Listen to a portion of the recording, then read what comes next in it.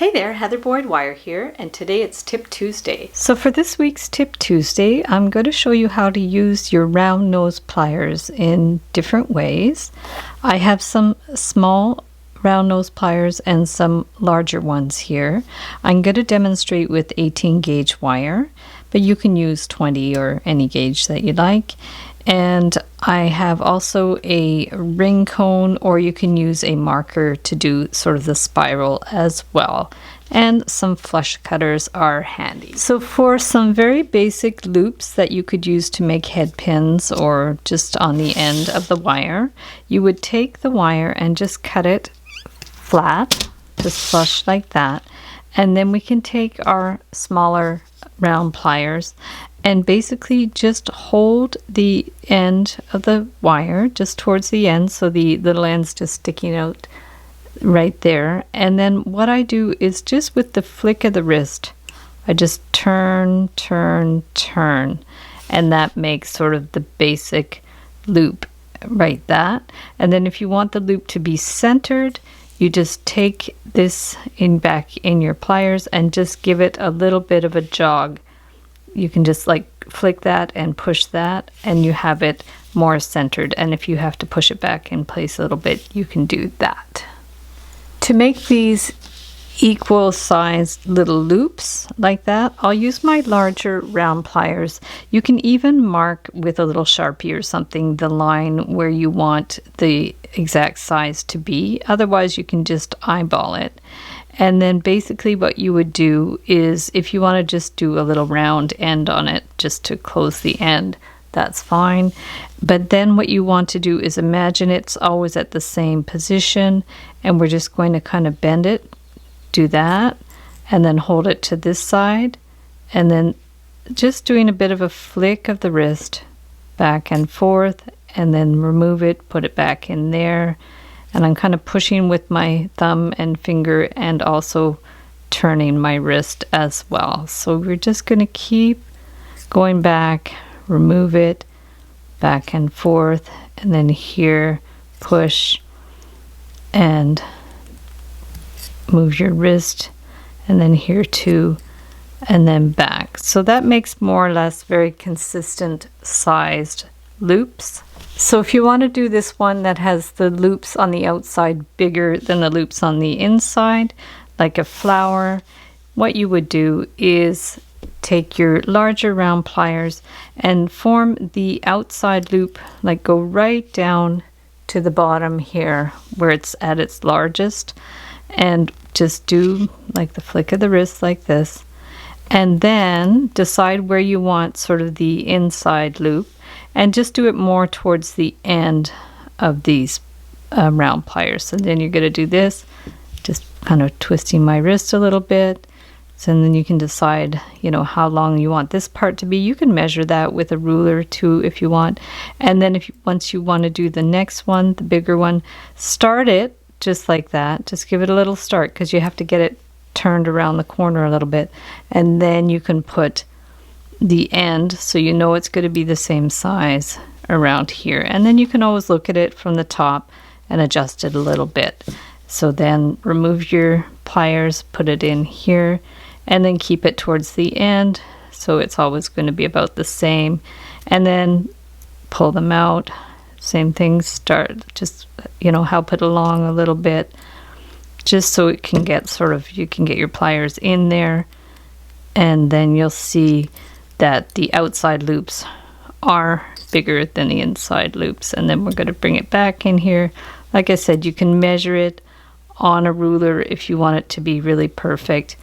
And we're just going to keep going. And for, if you're doing a flower, probably about 5 or 6 petals would be good. You know, whatever you think looks nice.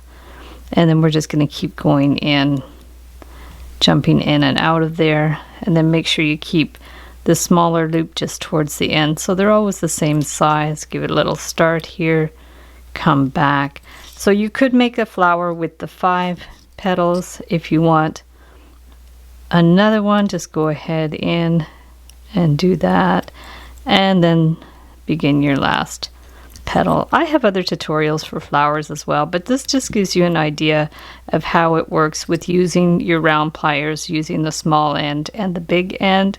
And there you have sort of your shape, and then if you want to go ahead and then pull it around, spread it around, you can definitely do that and then finish it any way that you want. So I'll link up the other tutorials for the flowers, but this just gives you an idea of how it's going to look.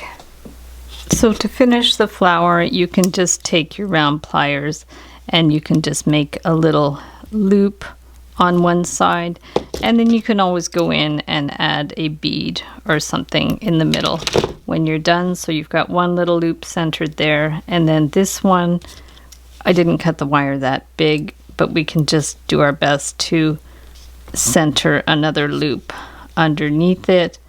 Just kind of eyeball it, just make sure it's more or less centered. And then if you need to clip that end, you can, or if you just have enough, like I just barely have enough, you can just flatten it out. And then you can always add a little bead and twist another wire on there. So there's a couple of ways you can do the spirals. If you want to just do a little simple one, just take your round pliers and hold the end. Make sure you cut this end nice and flush. If your pliers aren't super flush, you could always file it a little bit. And then we're going to take these pliers and just flick of the wrist, just close your circle a little bit. And then how I do the rest of it, if you need to make it a little tighter, you can. I just go like this and then curve it a bit with my finger just to get it started, and then you can gently work your way around. Careful not to scratch the wire. If you have to bring this in tighter, just gently bring it around, and we're just going to work our way around little bits at a time, very gently. And then once you have it sort of started, and this will depend on how stiff your wire is. So say you have it started like that. If you need to center it a little more, you can.